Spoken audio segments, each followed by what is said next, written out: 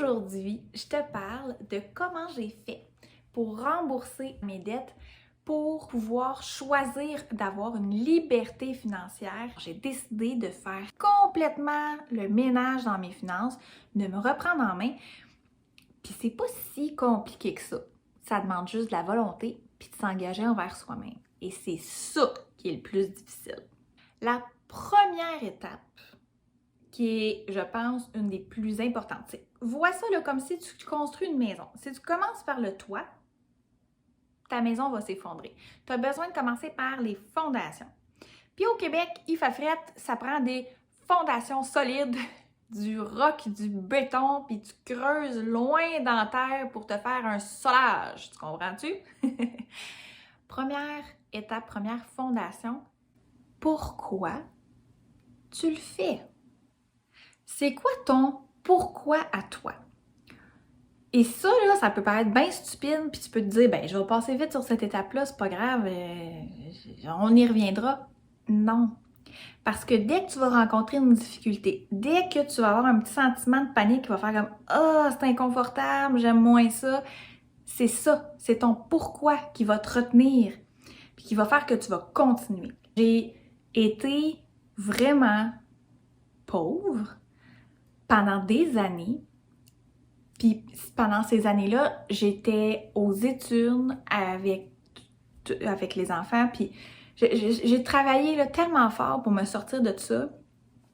Mon pourquoi à moi, ça a été je veux plus jamais me retrouver dans une situation où je dépends de l'aide de quelqu'un ou d'un organisme ou de peu importe pour nourrir ma famille, pour me nourrir moi ou pour juste pouvoir subvenir à nos besoins de base. Donc ça, c'est mon pourquoi à moi. Deuxième étape, constituer ton fonds d'urgence. Ton premier bébé fonds d'urgence.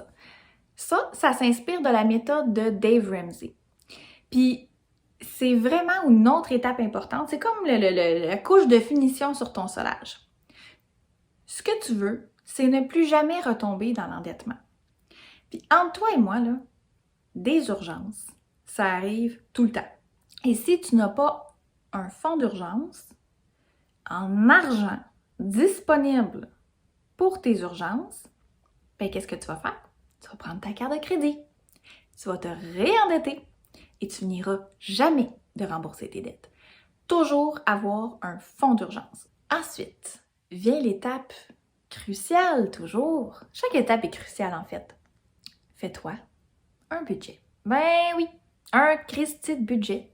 C'est plate, hein, faire un budget, c'est plate. Ben non, parce que ton budget, là, c'est ton plan, c'est ta carte routière. C'est ça qui fait en sorte que tu vas savoir, avant même que les sous soient déposés dans ton compte de banque, où est-ce que chaque dollar s'en va. Si tu fais pas ça, ben tu vas juste dépenser jusqu'à temps qu'il n'y ait plus d'argent dans ton compte, puis il ne restera plus rien pour tes objectifs. Ici, ton objectif, c'est de te libérer de tes dettes. Mon fonds d'urgence de 1000 $, je l'ai fait en un mois. Là, tu vas me dire, 1000 $ en un mois, t'en faisais de l'argent? Non, vraiment pas. Par contre, j'ai décidé de vendre tout ce que j'avais pas besoin puis qui avait de la valeur dans ma maison. J'ai même vendu mon ordinateur, mon beau MacBook Pro que j'aimais tellement. Je te jure, j'ai pleuré quand je l'ai vendu. Mais au prix que je l'ai vendu, ça a constitué mon fonds d'urgence et des premiers paiements sur mes dettes. Fait que ça valait vraiment la peine. J'ai vendu mes caméras, j'ai vendu mes micros, j'ai vendu tout ce que j'avais qui avait de la valeur.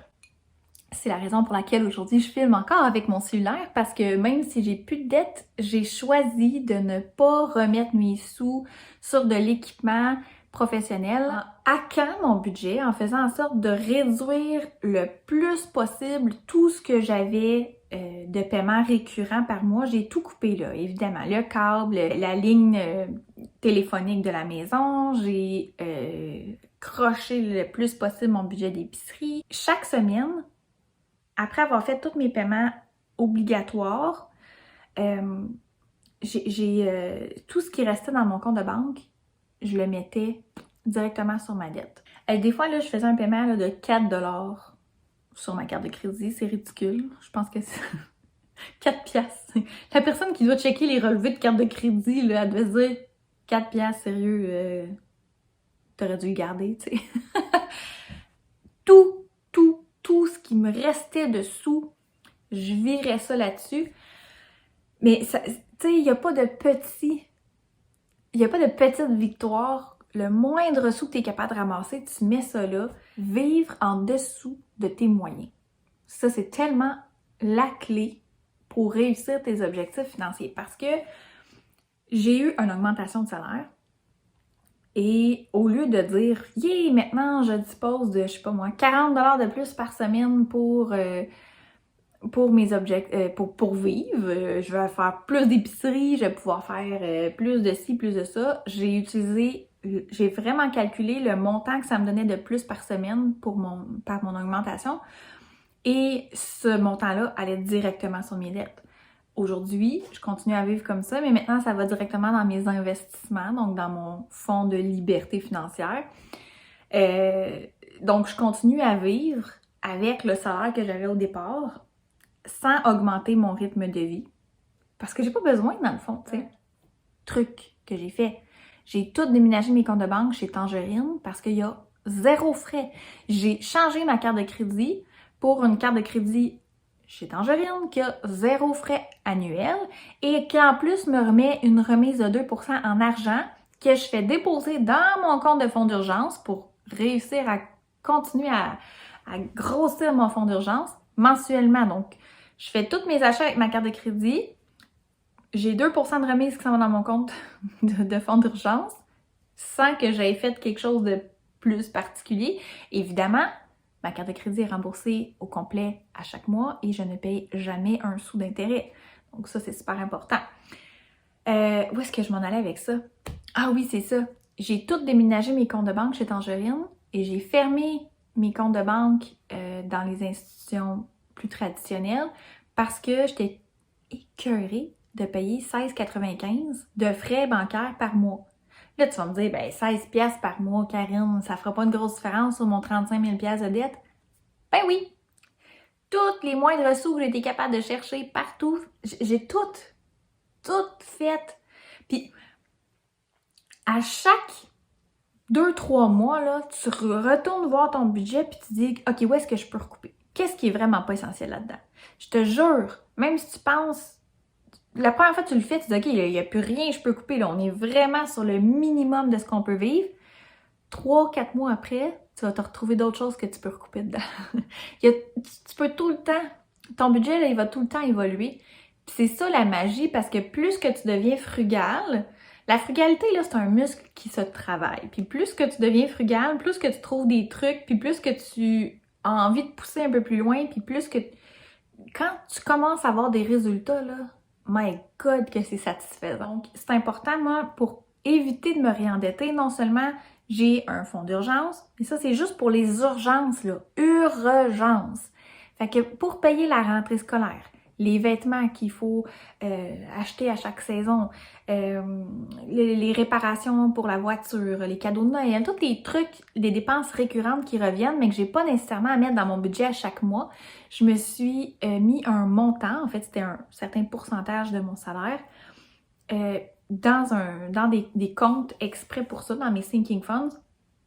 Fait que ça fait en sorte que j'essaie de pallier à toute éventualité, d'être prête, puis chacun de mes dollars ont un travail de déjà défini. Tout pour pas revenir dans l'endettement. Ben, crois-le ou non, après 25 mois d'efforts, j'ai remboursé 35 215$ de dette. Oh my God, le sentiment! Je te jure que ça se peut. Je suis une fille bien ordinaire qui a juste décidé qu'elle en avait assez de vivre d'un chèque de paye à l'autre. Oh! Je suis vraiment curieuse de savoir c'est quoi, toi, ton objectif de remboursement de dette. Est-ce que tu es à l'aise de le partager? Si oui, laisse-moi en commentaire, là, c'est quoi le montant que tu aimerais rembourser? Peut-être pas de façon totale, vas-y, là, un mois à la fois. Ce mois-ci, je voudrais mettre 200 $ sur ma carte de crédit. Yes! Go! Vas-y! Écris ton objectif. C'est important de le mettre sur papier puis de pouvoir juste le dire à voix haute puis l'écrire, par exemple, en commentaire ici. C'est comme si tu mets ça tangible et réel et que tu t'engages envers toi-même à le faire. La lumière en moi illumine la lumière en toi et je te souhaite une belle réussite et une belle liberté financière. Namasté!